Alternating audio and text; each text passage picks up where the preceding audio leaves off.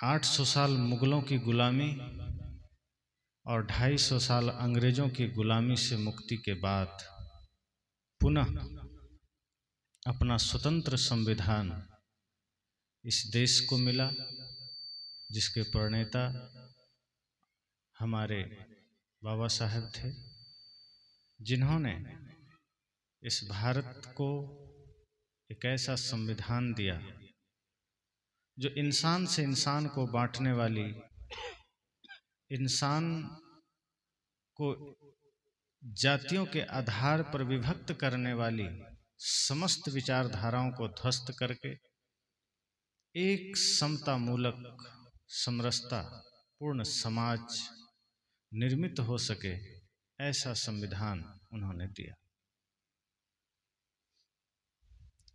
प्रत्येक वर्ष हम सभी भारतवासी गणतंत्र दिवस पर बाबा साहब एवं अन्य महान पुरुषों जिनकी आज़ादी की लड़ाई में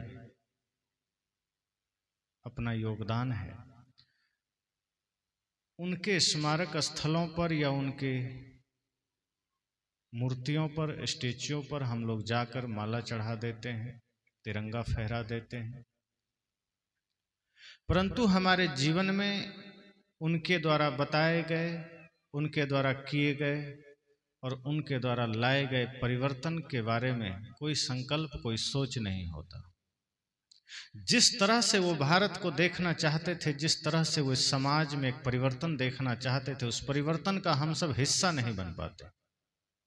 जिस तरह वो नारियों में परिवर्तन करना चाहते थे, जिस तरह से वो समाज में परिवर्तन करना चाहते थे, जिसके लिए उन्होंने इस संविधान भी बनाया, जिसके लिए उन्होंने रास्ता भी बताया, हम उस परिवर्तन का हिस्सा नहीं बन पाते। आज भी हम पाखंड और आडंबर से इस कदर बंधे होते हैं कि उससे मुक्ति का कोई मार्ग हमें मिले भी तो हम खोजना नहीं चाहते, उस पर चलना नहीं चाहते। तो आज के दिन हम सबको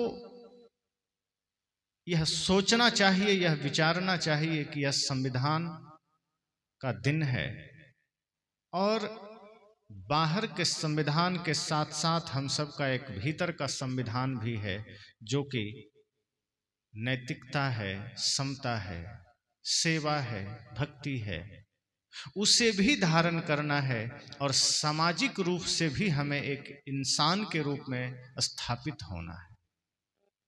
आप कुछ बनिए चाहे मत बनिए, हिंदू, मुस्लिम, सिख, ईसाई, इन रास्तों पर चलने की जरूरत नहीं है।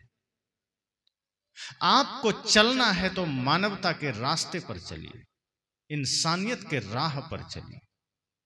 बनना है राष्ट्रभक्त बनिए, बनना है माता पिता गुरु का भक्त बनिए, बनना है तो किसी निर्बल का सहारा बनिए, बनना है तो किसी लाचार का सहारा बनिए, किसी भूखे को भोजन, किसी प्यासे को पानी, किसी निर्बल का बल बनिए। और जिस दिन आप यह संकल्प लेंगे कि मुझे यही बनना है, उस दिन धरती पर इंसानियत आने से कोई रोक नहीं सकता। आज इंसानियत दिखती नहीं है। इंसान तो दिखते हैं, आदमी तो दिखते हैं, लेकिन इंसानियत नहीं दिखती, आदमियत नहीं दिखती। इसलिए साहब ने कहा था, मानुष केरी खोलरी ओढ़े फिरत हैं बैल। साहब ने कहा कि ये मनुष्यों का खोल में मनुष्य नहीं, बैल घूम रहा है। जीने खाने से ज्यादा कुछ सोचता ही नहीं है, अपने से ज्यादा कुछ सोचता ही नहीं है। बगल में कोई दुखी है, ये दुख हमें प्रभावित नहीं करता। माता पिता के आंखों में आंसू है, उनके आंसू हमें प्रभावित नहीं करते। पड़ोसी बीमार है, पड़ोसी लाचार है, समाज में कोई लाचार है, वो लाचारी, वो बीमारी हमें प्रभावित नहीं करती। हम अपने ही स्वार्थों में जीते चले जाते हैं। आज के इस पवित्र दिन में जब हम आजादी के बाद अपना पहला संविधान देश में लागू कर पाए, हम सबका दायित्व क्या है? जब से भारत गुलाम हुआ, सोचिए किन अवस्थाओं से यह देश गुजरा होगा, किस तरह से भारत कुचला गया, किस तरह से यहाँ की सारी चीजें तहस नहस कर दी गई, संस्कृति सभ्यता नष्ट की गई, इंसानियत खोती चली गई। और उस विषम परिस्थितियों से हमारे महापुरुषों ने अपना बलिदान देकर हमें आजाद कराया। वे आजादी तो नहीं देख सके, जितने लोगों ने अपनी शहादत दी सबने आजादी नहीं देखी। लड़ाइयां जरूर लड़ी, लेकिन बाद में लोगों ने आजादी भी देखी, संघर्ष भी देखा, दुख भी झेला, और आज हम सब पूरी तरह स्वतंत्र हैं। लेकिन मानसिक गुलामी नहीं गई है। भाषा के तौर पर, वस्त्र के तौर पर, संस्कृति के तौर पर आज भी हम गुलाम हैं, हम स्वतंत्र नहीं हो पाए। आज समाज में जो फैली हुई विकृतियां हैं, आज समाज में फैली हुई कुरीतियां हैं, उसी का द्योतक है कि आज हम मानसिक गुलाम हैं। हमारे महापुरुषों ने जो हमें रास्ता दिया, उस रास्ते पर हम चल ही नहीं पाते, कितना भी कोशिश कर ले। महात्मा बुद्ध हो, चाहे महावीर हो, चाहे सदगुरु कबीर हो, अपने अपने समय में सब ने वो मार्ग हमें दिया, वो ज्ञान हमें दिया, जो आज अगर हम उस पर चलने की चेष्टा करें तो हमारा जीवन सरल, सफल, सुरम्य हो सकता है। पर कितने लोग हैं जो उनको सुनते हैं, जानते हैं। आज लोग बुद्ध को नहीं सुनते, जो उनको मानते हैं वे लोग भी सिर्फ उनका नाम लेके बैठ गए, उनका ज्ञान से कोई लेना देना नहीं है। जो कबीर को मानते हैं वो सिर्फ नाम लेकर बैठ गए, जो बाबा साहेब को मानते हैं वो नाम लेकर बैठ गए, उनके आदर्श, उनके आचरण हमारे जीवन में कोई मतलब नहीं। जो आज अयोध्या में हो रहा है वही हम कर रहे हैं। आज चारों तरफ यह बात हो रही है कि राम जी आ रहे हैं, हम भी यही करते हैं। राम जी को वो लोग ला रहे हैं और हम लोग कबीर को ला रहे हैं, बुद्ध को ला रहे हैं। अंतर कुछ भी नहीं है, लेकिन अंतर इतना होना चाहिए कि अगर वो राम को ला रहे हैं तो सवाल तो बनता है कि राम चित्र में आ रहे हैं कि चरित्र में आ रहे हैं, राम किस रूप में आ रहे हैं। और यदि राम आ रहे हैं तो राम गए कब थे, और गए थे तो कहां गए थे, और आ रहे हैं तो कहां आ रहे हैं। और यदि अयोध्या में आ रहे हैं तो बाकी जगह कहां थे, और बाकी मंदिरों में कौन बैठा है। लेकिन समस्या यह है कि हम भी उस भीड़ का हिस्सा बन जाते हैं, हम भी उसी में शामिल हो जाते हैं। मैं तो कहता हूं महापुरुषों को मत बुलाइए, उनके आदर्शों को अपने जीवन में उतार लीजिए। महापुरुष आपके जीवन में आ गए।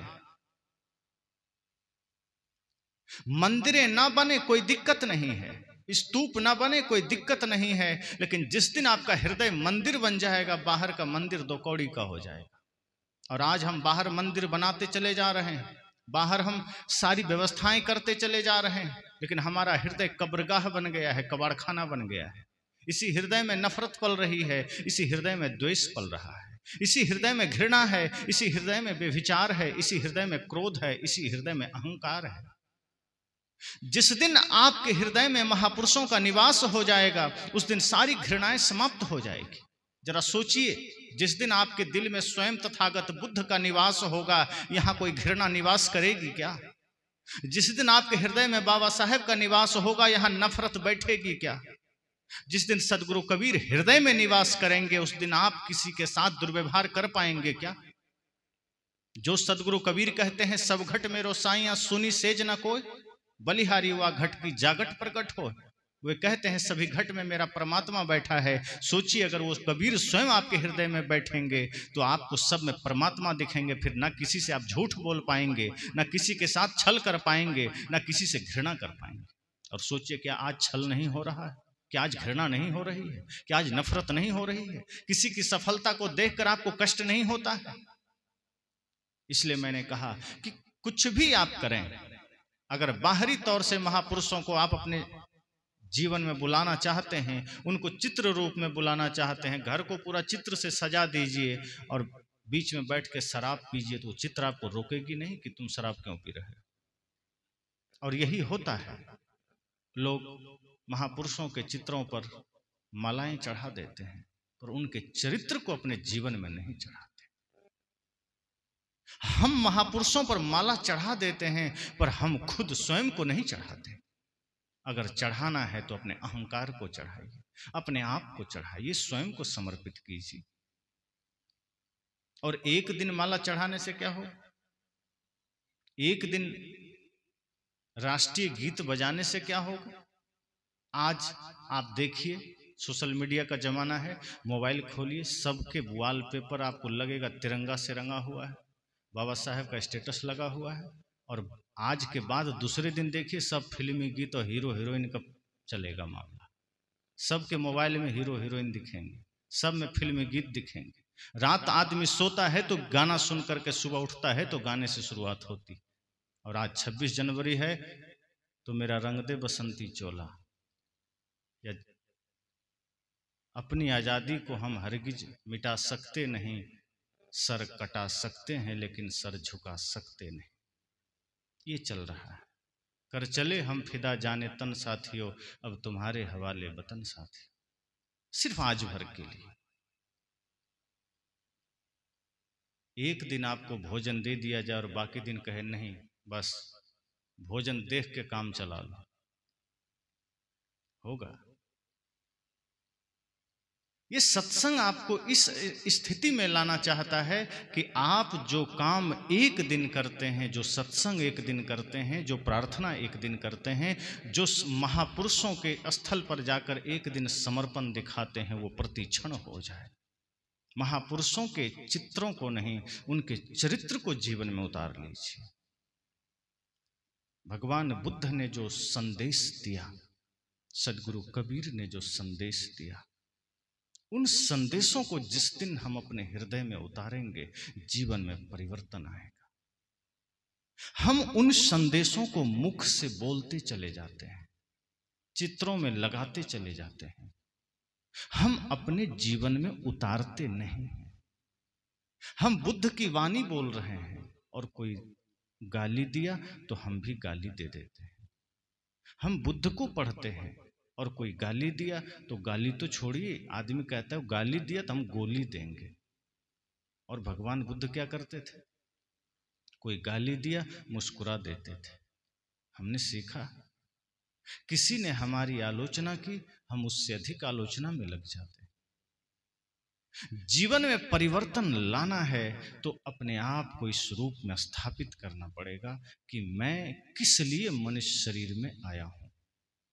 हमारा जीवन इतना महत्वपूर्ण हमारे लिए होना चाहिए कि हम यह तय कर सकें कि यह जीवन हमें सिर्फ इन नफरतों के लिए नहीं मिला, प्रपंचों के लिए नहीं मिला, घृणा के लिए नहीं मिला। ये जीवन तो प्रेम के लिए मिला है, ये जीवन तो भक्ति के लिए मिला है, ये जीवन तो सेवा के लिए मिला है। अपने जीवन में संकल्प लीजिए कि जब तक सांसें हैं, ये सांसें कभी किसी के बुराई में नहीं लगेगी। जितनी भी सांसें बची है, ये इन सांसों के द्वारा हम किसी का अहित नहीं करेंगे। जितनी भी सांसें बची है, धरती पर जाने से पहले हमारा जीवन इस तरह से हो जाना चाहिए कि ये जीवन किसी के नुकसान के लिए ना हो जाए। अपने अपने और विचारिए। उम्र खिसकता चला जा रहा है, आयु निकलती चली जा रही है, मृत्यु निकट है और कह नहीं सकते मृत्यु कहाँ है, क्योंकि मृत्यु कभी सूचना दे के नहीं आती। सूचना दे के अतिथि आते हैं, मेहमान। मृत्यु कब कहाँ किसके द्वार पर खड़ी हो जाए कोई नहीं जानता। और ये जगत मुसाफिर खाना है। हम सब यहाँ आए, अपने अपने तरीके से विचारिए कि हमारी पहचान क्या है, हम क्या कर रहे हैं, हम क्या करने आए थे। एक दूसरे के लिए कांटे नहीं बनिए, एक दूसरे के लिए समस्या नहीं बनिए। बनना है तो समाधान बनिए, एक दूसरे के लिए बनना है तो फूल बनिए। लेकिन आदमी इन चीजों का कभी ख्याल नहीं करता, इन चीजों पर कभी विचार नहीं करता। ये भारत भूमि में ही संतों ने कहा कि ये पूरी भूमि संतों की भूमि है, ऋषि मुनियों की भूमि है, सती साध्वियों की भूमि है। और आज हमारा मन मस्तिष्क विकृत होता चला जा रहा है, आज हमारा मन मस्तिष्क दूषित होता चला जा रहा है। हम करते क्या हैं? हम कभी किसी की बुराई देखते हैं, कभी उसका बखान करते हैं। कभी किसी का निंदा करते हैं, किसी का शिकायत करते हैं। जहां 4 आदमी बैठे किसी की निंदा शुरू हो जाती, किसी की कमियां हम देखने लगते हैं। आप जाइए शहरों में, अब तो ग्राम पंचायत में भी सरकार कचरा डालने का एक कूड़ादान अलग से दे दिया है, गीला कचरा के लिए और सूखा कचरा के लिए। तो आप जो भी कचरा होता है आप वहां डाल देते हैं। लेकिन आदमी ये भूल जाता है कि बाहर का कचरा अगर बाहर कूड़ादान में डालना है तो किसी का बुराई, किसी का निंदा, किसी का शिकायत, किसी की कमी का कचरा हम मस्तिष्क में डाल लेते हैं। वहां हम भूल जाते हैं कि उन कचड़ों को भी बाहर डाल देना है। लेकिन हमारी दृष्टि उन्हीं कचड़ों पर जाती है, हमारी दृष्टि उन्हीं बुराइयों पर जाती है जो हमारे जीवन के लिए अच्छा नहीं है। जैसा आप देखते हैं वैसा मन बनता है, वैसा जीवन बनता है। आप देखते क्या है? आप किसी को देखिए तो उसकी अच्छाई को देखिए। आप किसी भी महापुरुष को देखिए, निहारिए तो उनके आदर्शों को देखिए। हम महापुरुषों को तो छोड़िए, हम अपने आसपास अपने माता पिता में बुराई देखने लग जाते हैं, अपने भाई में बुराई देखने लग जाते हैं। इस समस्या हमारे जीवन में है। और आज आदमी स्वार्थपरता में इतना पड़ गया कि अपने सिवा किसी को नहीं देखता। आज न्यायालय में जाइए, कोर्ट में जाइए तो अधिकांश मुकदमा आपको भाई भाई का मिलेगा, पिता पुत्र का मिलेगा, पड़ोसी पड़ोसी का मिलेगा, कोई दूसरा मुकदमा नहीं मिलेगा। और सबका कारण जमीन विवाद होता है। अक्सर बहुत कम विवाद आपको मिलेगा जो कुछ और मिलेगा। ये जमीन का विवाद, जो जमीन किसी की हुई नहीं, आज आपके नाम रजिस्ट्री है, कल आपके बच्चे के नाम होगा, परसों किसी और के नाम होगा। 100 साल पहले उठा के देखिए तो आपके आसपास किसी का नहीं होगा, किसी और का रहा होगा।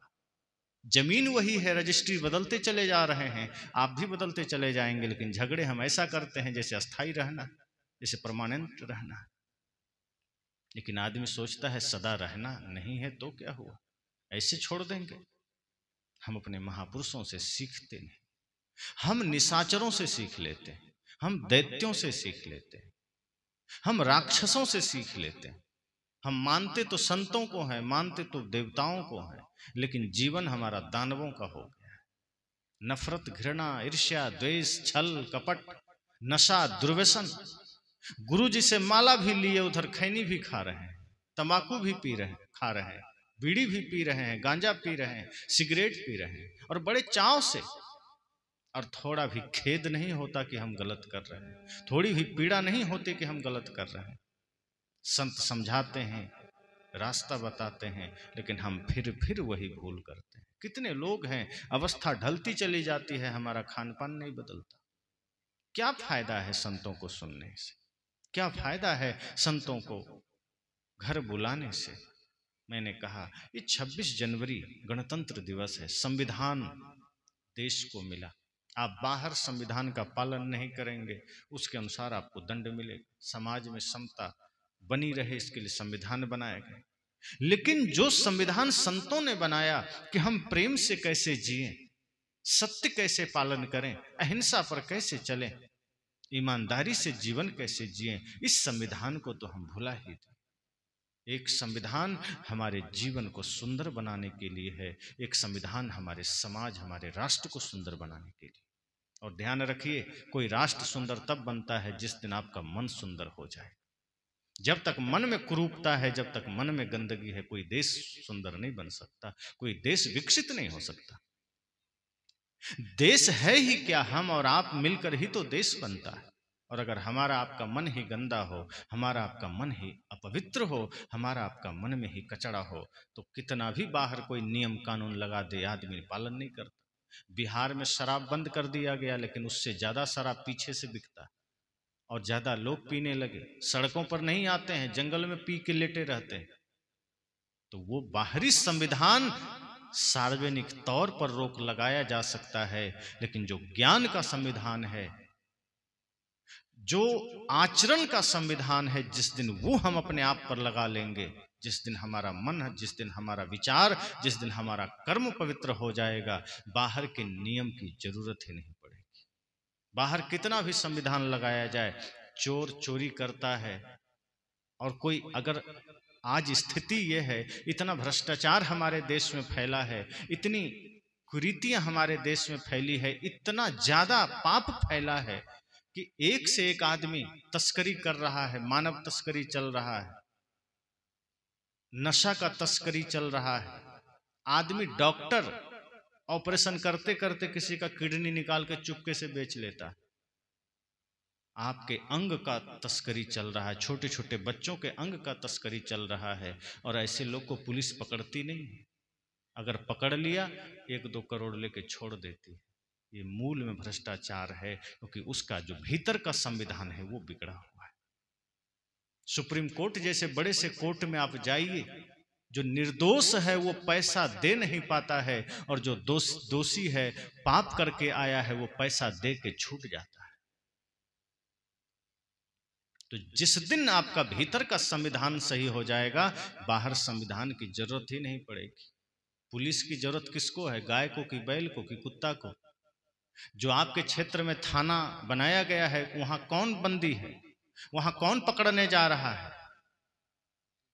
आपके क्षेत्र में कोई भी जानवर है, उसके लिए ना पुलिस है, ना थाना है, ना कोर्ट है, ना न्यायालय है। थाना, कोर्ट, कचहरी, न्यायालय हमारे आपके लिए ही तो है। और क्यों है? क्योंकि हमारा मन, हमारा मस्तिष्क गंदा हो चला है, हमारा विचार गंदा हो चला है। आज रास्ते में चलते हुए बहन बेटियां, माताएं सुरक्षित क्यों महसूस नहीं करती? किससे डरती? बैल से? कुत्ता, गधा, बैल, खच्चर, किससे? आदमी से।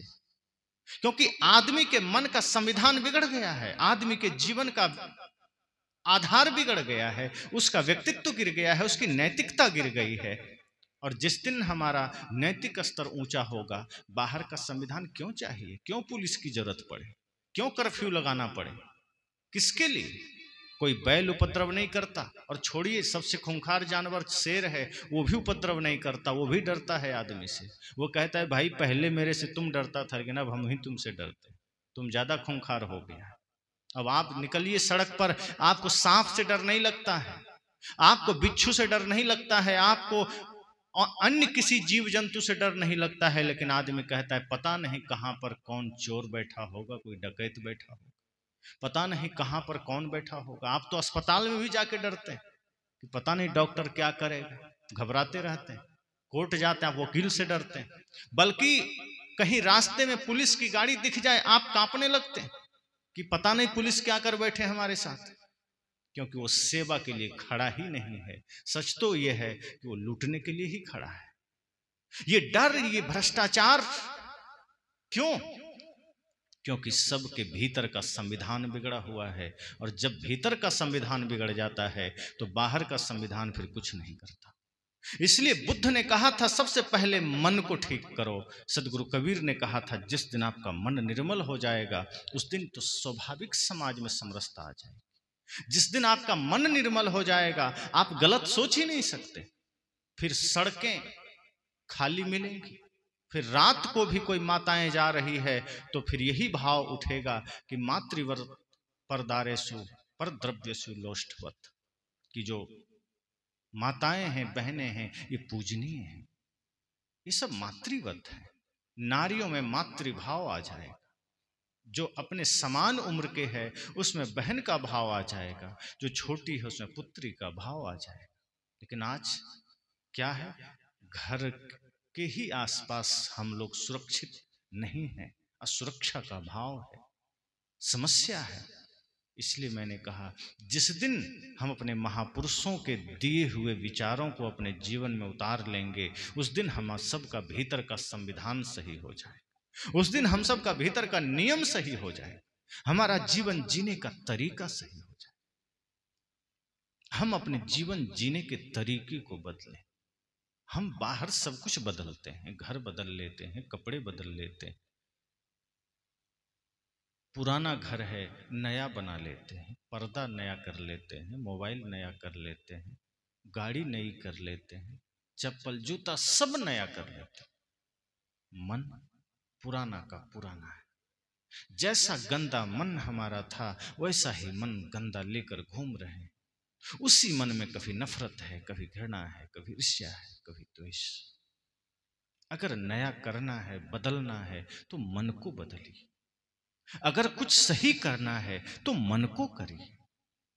और मन सही होगा संतों के सत्संग से, मन सही होगा ध्यान से। घर में रहिए, सुबह उठिए ध्यान करिए, रात सोने से पहले ध्यान करिए। और जिस दिन ध्यान में उतरेंगे उस दिन नैतिकता बदलेगी। जिस दिन ध्यान में उतरेंगे उस दिन भीतर का संविधान सुधरेगा। इसलिए एक संविधान 26 जनवरी को लागू हुआ, वो समाज को दिशा देने के लिए, राष्ट्र को बदलने के लिए हुआ। लेकिन उस राष्ट्र को परिवर्तन देने के लिए जो मनुष्य खड़ा है, वो मनुष्य जिस दिन बदल गया, हम और आप बदल गए, उस दिन फिर सोचना नहीं पड़ेगा। उस दिन फिर इतने कोर्ट कचहरी की जरूरत नहीं पड़ेगी। उस दिन फिर इतने पुलिस की जरूरत नहीं पड़ेगी।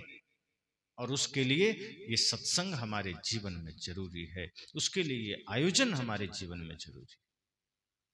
हम लोग एक दिन जुड़ते हैं, एक दिन सुनते हैं, बाकी समय उन्हीं विचारों में जीने लगते हैं, उन्हीं संस्कारों में जीने लगते हैं।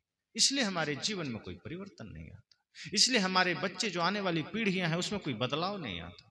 आज आप जागरूक बनिए, अपने बच्चों में महापुरुषों का आदर्श डालिए, अपने जीवन में आदर्श डालिए, अपने बच्चों में आदर्श डालिए। सिखाइए अपने बच्चों को कि उन्हें धर्म के पथ पर कैसे चलना है। और जब अपने बच्चे को धर्म का ज्ञान दीजिए तो साथ साथ ये जरूर बता दीजिए कि हम उस धर्म की बात करते हैं जिसका नाम इंसानियत है, जिसका नाम प्रेम है, जिसका नाम सत्य है। उसको ये मत सिखाइए कि तुम हिंदू हो, तुम ईसाई हो, तुम सिख हो, तुम जैन हो, तुम बौद्ध हो। उसको ये सिखाइए, ये भी मत सिखाइए कि तुम कबीरपंथी हो। सिर्फ इतना बताइए कि ये सारे महापुरुष, बुद्ध, महावीर, कबीर, ये सब तुम्हारे आदर्श हैं। इनके ज्ञान अपने जीवन में धारण करो, एक सच्चा इंसान बन जाओ, एक भारतीय बन जाओ। राष्ट्र के प्रति सच्चा भाव रखो, सच्चा समर्पण रखो और अपने महापुरुषों को सीखो, पढ़ो, जानो। और जिस दिन एक छोटे से बच्चे में भी आपने इतना डाल दिया, वो बच्चा फिर आपके ही नहीं समाज का उद्धारक बन जाएगा। लेकिन आज हमारी गलतियां हमारे बच्चों को इस कदर बना रही है कि वो बच्चे समाज का उद्धारक नहीं, समाज का विध्वंसक बनते चले जा रहे हैं।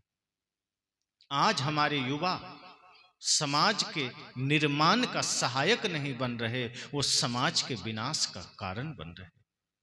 और इसका दोष न हम पाकिस्तान को दे सकते हैं, न चीन को दे सकते हैं। ये सारी समस्या हमारे समाज की है, माता पिता की है। जिस दिन माता और पिता ये ठान लें कि हम निर्माण कर सकते हैं अपने बच्चों का, जैसे आप एक घर का निर्माण करते हैं, उसी तरह एक संतान का निर्माण आपको करना है। जन्म देकर आप भूल जाते हैं, बहुत हुआ विद्यालय में दाखिला करा दिए, लेकिन उसके बाद आप अपने दायित्व, अपने कर्तव्य से विमुख हो जाते हैं। एक बच्चे में नैतिकता, मर्यादा, संस्कार, दिव्यता, सब कुछ आपको डालना है और निरंतर डालना है। अपने महापुरुषों के आदर्शों से उनको जोड़िए, उनको सुनाइए, सिखाइए। लेकिन आज तो आदमी इतना बेतहासा परेशान है, इतना ज़्यादा भागम भाग में है कि खुद भी और अपने बच्चों को भी फिल्मी गीत सुनता है, देखता है, सुनाता है। घर में टीवी चल रही है, खुद भी गाने सुनकर नाच रहा है, बच्चे को भी नचा रहा है। और तो और आज माता पिता तो गौरवान्वित होते हैं कि बच्चा डांस सीख रहा है। आज आप अपने बच्चों को डांस सिखा रहे हैं। अपने बच्चों को सिखाना है तो माता पिता गुरु की भक्ति सिखाइए, समाज की भक्ति सिखाइए। अपने बच्चे को सिखाना है तो सेवा सिखाइए। अपने बच्चे को सिखाना है तो राष्ट्र के लिए मर मिटना सिखाइए। हमारे 7 लाख वीरों ने अपनी जान दे दी हम सबको आजाद कराने के लिए, और आज हम गहरी नींद में सो रहे हैं। जिन जिन महापुरुषों ने अपनी शहादत दी है, क्या ये वही सोच रहे थे जो हम सब कर रहे हैं? ये जातियों में बटा हुआ समाज, संप्रदायों में बटा हुआ समाज, क्या यही कल्पना थी बाबा साहेब की? क्या यही कल्पना थी नेताजी सुभाष चंद्र बोस की? क्या यही कल्पना थी भगत सिंह की? क्या यही कल्पना थी चंद्रशेखर आजाद की? इन जैसे महापुरुषों ने अपनी जीवन, अपना समय, अपना प्राण तक न्यौछावर कर दिए देश के लिए, और आज हम सिर्फ उनके विचारों का तमाशा बना दिए। चित्र लगा के एक दिन गुणगान कर लेते हैं, बाकी समय वही विचार जो हमारे समाज को बदनाम करने वाले हैं, वही अस्तित्व हम स्थापित कर लेते हैं, जिसके वजह से हमारा संस्कार गिरता चला गया। आज जितना समय आदमी बिगड़ने के लिए दे रहा है, सुधरने के लिए समय ही नहीं देता। और सच तो कहिए, बिगड़ने के लिए कुछ करना नहीं पड़ता है, सुधार के लिए मेहनत लगता है, जीवन निर्माण के लिए मेहनत लगता है। आदमी का उम्र गुजर जाता है घर बनाने में, लेकिन उसी घर को तोड़ना हो तो एक दिन भी नहीं लगता। एक सच्चा इंसान बनना हो तो पूरी जिंदगी लग सकती है, लेकिन चोर डाकू लुटेरा बनना हो तो कहीं आपको जाने की जरूरत नहीं।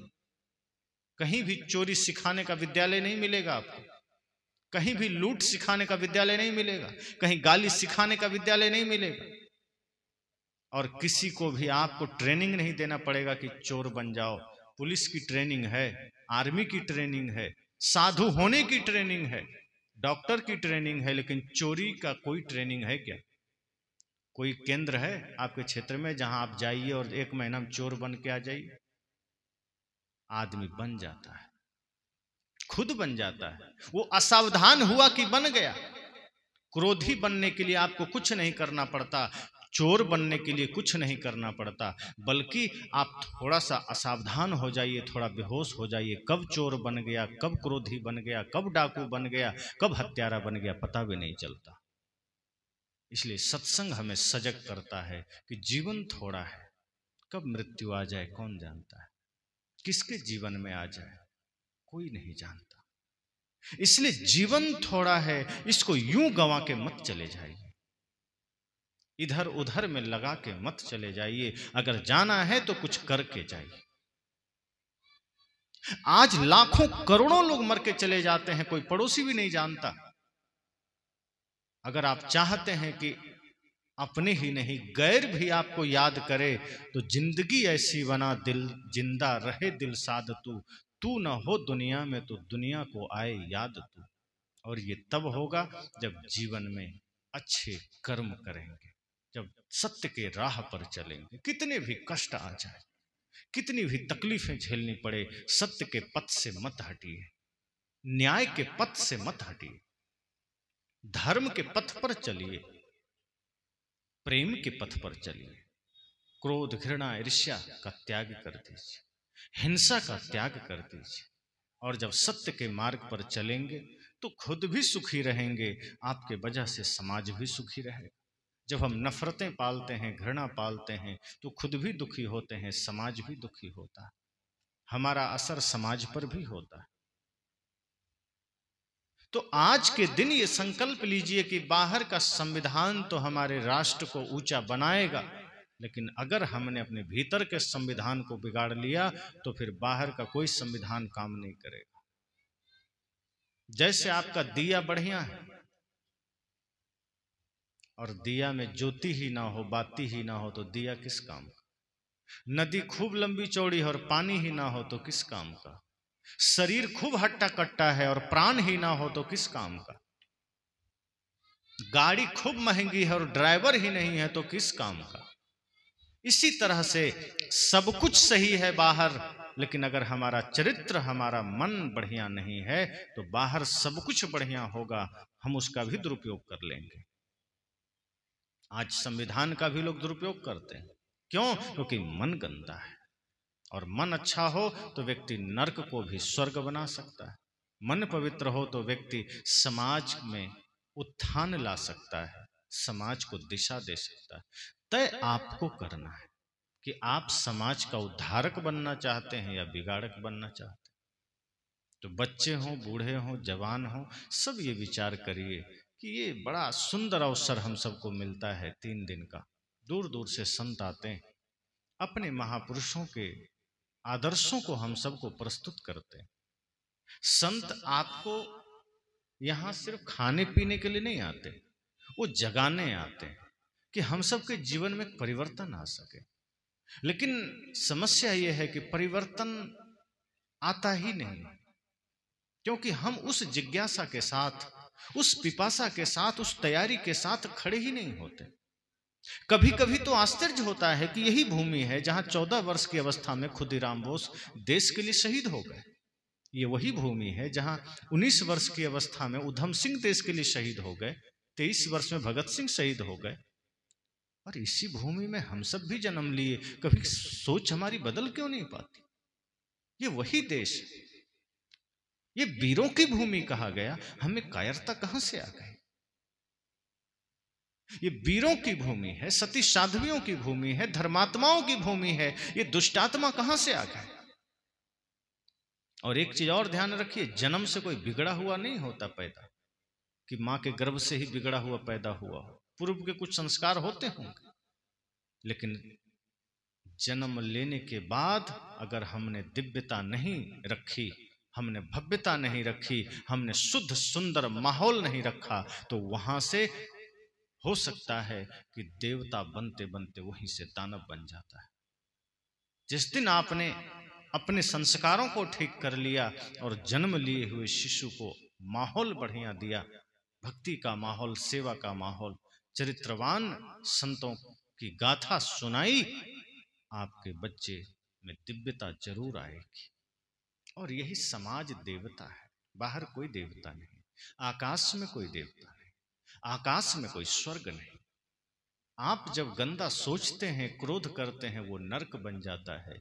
आप जब पवित्र सोचते हैं, प्रेम में होते हैं, स्वर्ग बन जाता है। जब आप एक दूसरे में दिव्यता देखने लगते हैं, सब घट मेरो साइयां इस भाव में आ जाते हैं कि सब में वही परमात्मा है, सब देवता बन जाते हैं। और वेद ने भी कहा है, मातृदेवो भव, पितृदेवो भव, आचार्य देवो भव।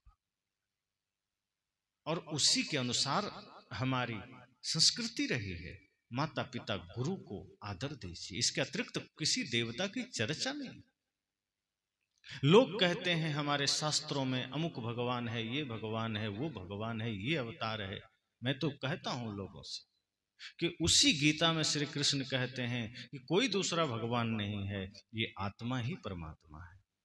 उपद्रष्टा अनुमंता च भारता भोक्ता महेश्वर परमात्मेति चाप्युक्त देहिस्मिन् पुरुषः परः, कि ये आत्मा ही करता है, भोगता है, महेश्वर है, परमात्मा है, सब यही।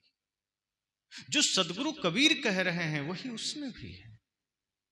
इसलिए विचार करिए, स्वयं में परिवर्तन लाने की चेष्टा करिए। जिनकी उम्र ढल गई वो ये सोचिए कि हमारे जीवन में अब भी कुछ जागरण आ जाए, अब भी कोई सूर्योदय हो जाए, अब भी कोई उजाला आ जाए। और जिनकी उम्र अभी बची है, ढली नहीं, सोचिए कि नहीं, जो हुआ सो हुआ। आज से हमारा जीवन, हमारी सांसें समाज उत्थान के लिए लगेगी, हमारा जीवन समाज राष्ट्र के लिए होगा। माता पिता गुरु में हमारी श्रद्धा हो, निष्ठा हो। और जब स्वयं में एक परिवर्तन की शुरुआत करेंगे, स्वयं में एक बदलाव की शुरुआत करेंगे, तो समाज का आप एक अभिन्न हिस्सा बनकर समाज का सुधारक बन सकेंगे। तो ऐसे सत्संग आप सबके भीतर एक ऊर्जा भरता है। ये सत्संग आपके भीतर एक परिवर्तन की चाह पैदा करता है कि आप परिवर्तन का हिस्सा बनिए, इस समाज में एक परिवर्तन आ सके। जिस तरह से आज समाज पीछे चलता चला जा रहा है, जिस तरह से हमारे आदर्श बिगड़ते चले जा रहे हैं, आप ठहरिए, देखिए, खड़े हो जाइए। बिखरते हुए समाज का हिस्सा मत बनिए, टूटते हुए समाज का हिस्सा मत बनिए। अलग होकर स्वयं का उत्थान कीजिए, फिर समाज को भी सुधारिए, संभालिए। अगर कोई गिरता चला जा रहा है तो साथ में गिरने मत लगिए। कोई बीड़ी पी रहा है तो साथ बैठकर बीड़ी मत पीजिए। कोई माता पिता का अपमान कर रहा है तो साथ में आप भी अपमान मत करिए।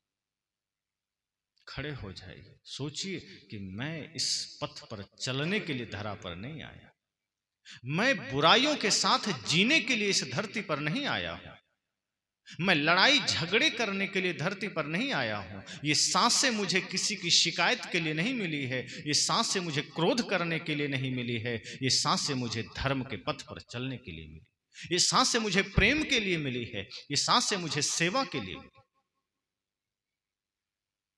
ये सांसें बर्बाद मत करिए, बड़ी कीमती है। इसलिए मैंने कहा संकल्प आपको परिवर्तन के राह पर खड़ा कर देगा। जब एक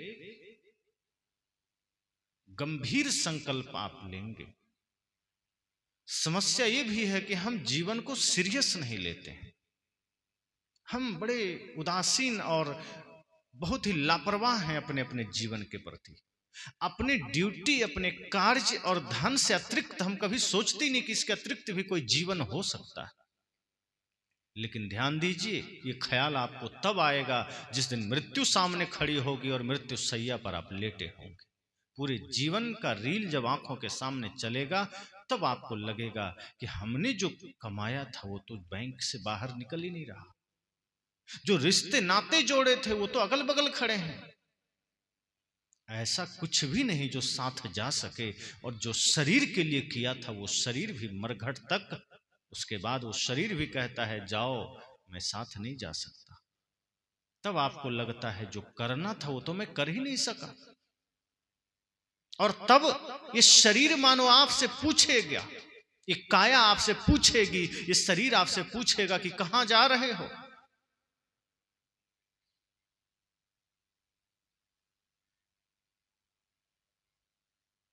तब आप क्या करेंगे?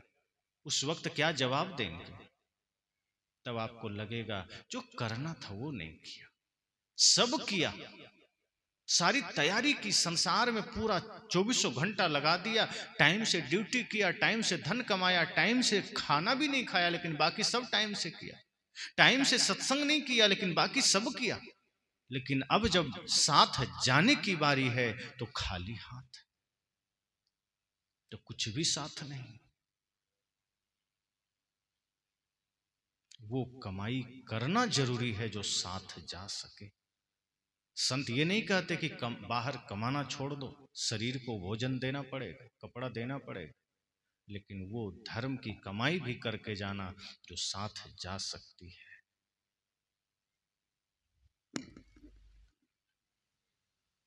बोलिए सद्गुरु देव की जय।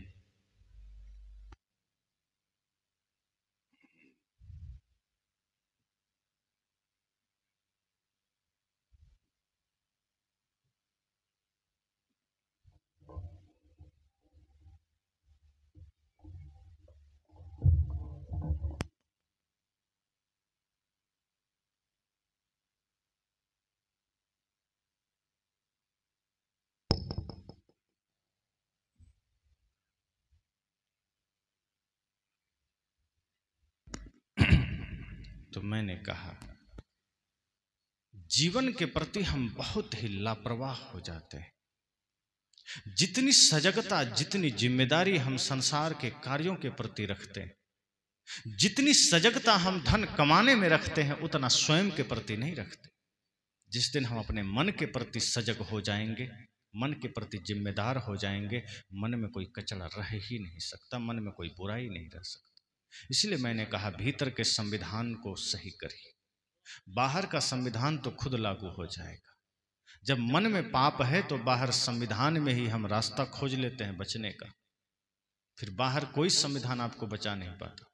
इसलिए आज इस देश में इतना भ्रष्टाचार है, इतना अत्याचार है। चौक चौराहे पर भगवान खड़े हैं लेकिन आदमी वहीं पर सबसे ज्यादा छीना झपटी हो रहा है, लूटमार हो रहा है, वहीं पर सबसे ज्यादा समस्याएं पैदा हो रही। मेरा एक विचार है, आप सब सुने होंगे, मैंने उसमें कहा कि चौक पर हनुमान जी गदा लेके खड़े हैं, कहीं राम जी धनुष्बाण लेके खड़े हैं, कहीं शिव जी त्रिशूल लेके खड़े हैं, लेकिन वहीं पर किसी की इज्जत के साथ खिलवाड़ हो जाता है, किसी की हत्या हो जाती है और वो हनुमान जी का गदा हिलता भी नहीं। क्यों? क्योंकि जो कहा गया आपन तेज समारो आपे, तीनों लोग हाँकते कापे, कोई पालन ही नहीं करता। जपता तो हनुमान हनुमान है लेकिन काम शैतानों वाला है।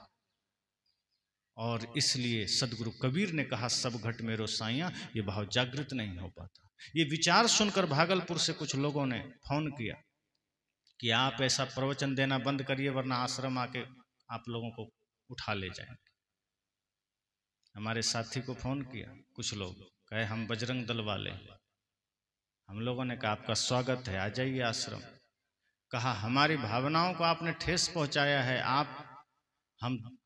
मैं तो आप कह रहा हूं, वो लोगों ने तुम कहकर, और बहुत गुस्से में, बड़े ही क्रोधित भाव से, कि आप हमारे हिंदू समाज के भावनाओं को ठेस पहुंचाए हैं, आप ये प्रवचन हटा लें और आज के बाद मंच पर चढ़ना छोड़ दें, वरना हम आके छुड़ा देंगे।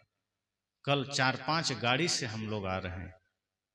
हम लोगों ने कहा आपका स्वागत है, आइए, हमें क्या दिक्कत है, अगर आपको कोई तकलीफ है तो आश्रम आइए, बैठ के विचार करेंगे। कहा नहीं नहीं, बैठ के नहीं करेंगे, 200 FIR करवाएंगे और आकर के आप लोगों को ठीक करेंगे। कुछ लोगों को मैंने बताया, लोगों ने कहा आने दीजिए, हम लोग भी स्वागत करेंगे। हमने इतना ही कहा कि हम तो वही बात कर रहे हैं जो हमारे शास्त्रों का कहना है, कि भगवान को आपने खड़ा कर दिया चौराहे पर, मूर्तियां लगा दी, और उसी के सामने आप ताश खेल रहे हैं, उसी के सामने किसी का गर्दन काट रहे हैं, उसी के सामने आप शराब पी रहे हैं, उसी के सामने किसी के साथ बुरा बर्ताव कर रहे हैं।